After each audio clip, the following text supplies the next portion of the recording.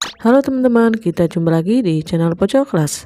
Hari ini kita akan membahas tentang teks narasi dari MUPEL Bahasa Indonesia Fase B kelas 4 SD. Selamat belajar.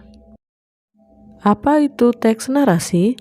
Teks narasi adalah jenis teks yang mengisahkan suatu peristiwa berdasarkan urutan waktu atau kronologis yang bisa bersifat fiksi atau imajinasi maupun non-fiksi atau keadaan yang sebenarnya.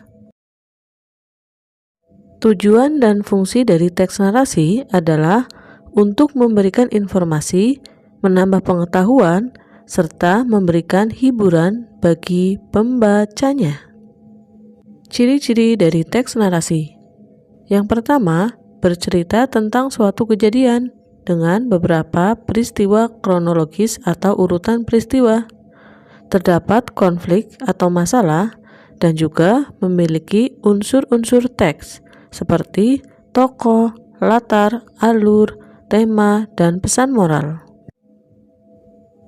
Struktur teks narasi terdiri dari orientasi atau disebut juga dengan perkenalan cerita, komplikasi atau masalah, resolusi, penyelesaian dari masalah, dan juga koda atau pesan moral atau amanat. Apakah teman-teman sekarang sudah tahu apa itu teks narasi? Mari kita baca contoh dari teks narasi. Lala baru saja pulang sekolah. Cuaca panas membuatnya buru-buru masuk rumah. Segelas air dingin, itulah yang diinginkannya. Kakak, pasti haus. Ini minum dulu. Kiki menyodorkan segelas air. Adiknya itu memang baik. Wah, terima kasih, Kak.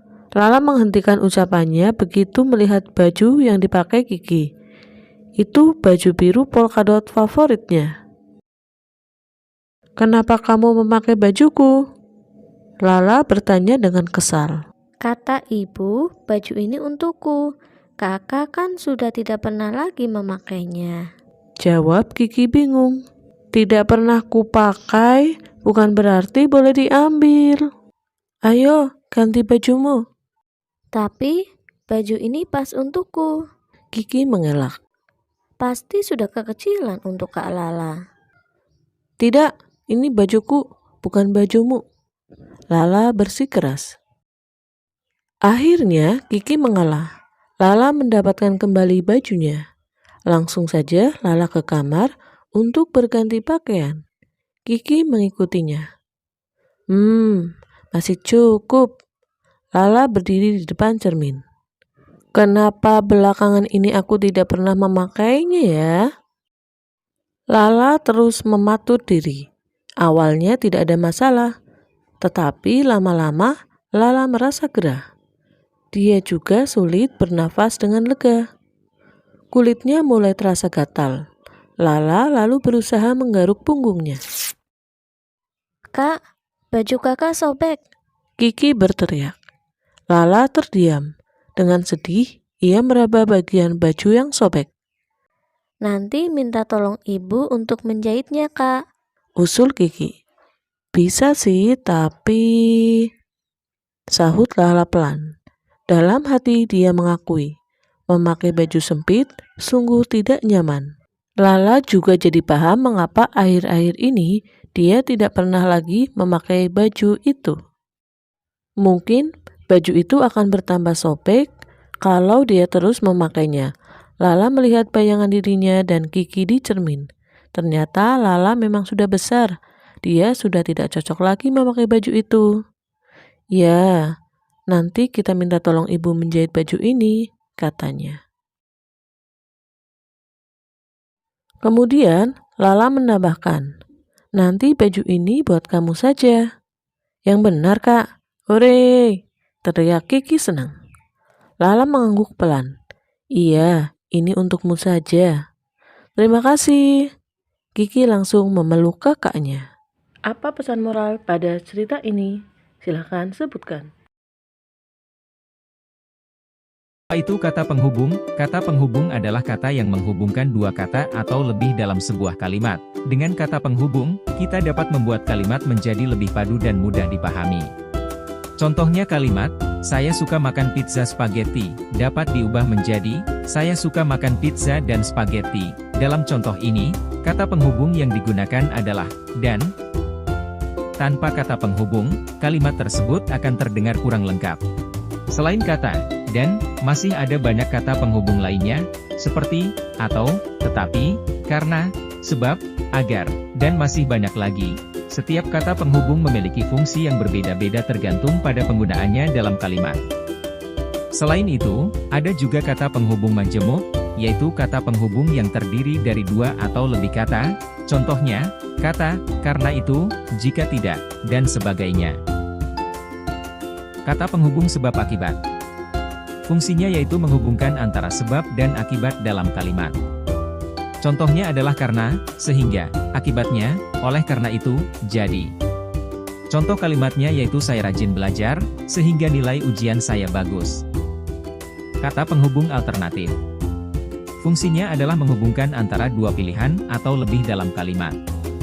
Contohnya yaitu atau, ataupun, maupun. Contoh kalimatnya yaitu apakah kamu ingin minum teh atau kopi? Kata penghubung tambahan. Fungsinya adalah memberikan informasi tambahan pada kalimat. Contohnya yaitu dan, serta, juga, lalu. Contoh kalimatnya yaitu saya suka bermain bola dan basket.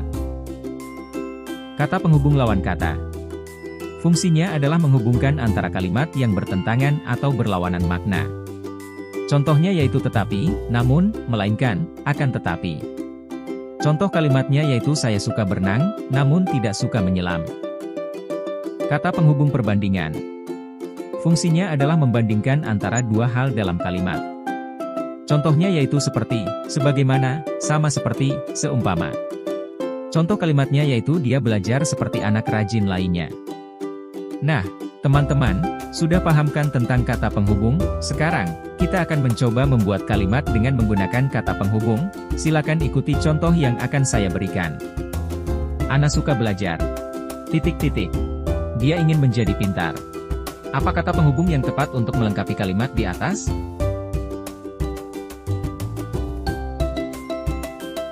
Betul, kata penghubung yang tepat adalah, karena, jadi, kalimat lengkapnya adalah, Ana suka belajar karena dia ingin menjadi pintar. Bagaimana, mudah kan? Sekarang, coba teman-teman buat kalimat sendiri dengan menggunakan kata penghubung yang tepat. Untuk meningkatkan kemampuan bahasa Indonesia kita dan untuk melatih kemampuan kalian, kalian bisa berlatih melalui link berikut atau link yang ada pada link deskripsi video. Itulah pembelajaran tentang kata penghubung hari ini.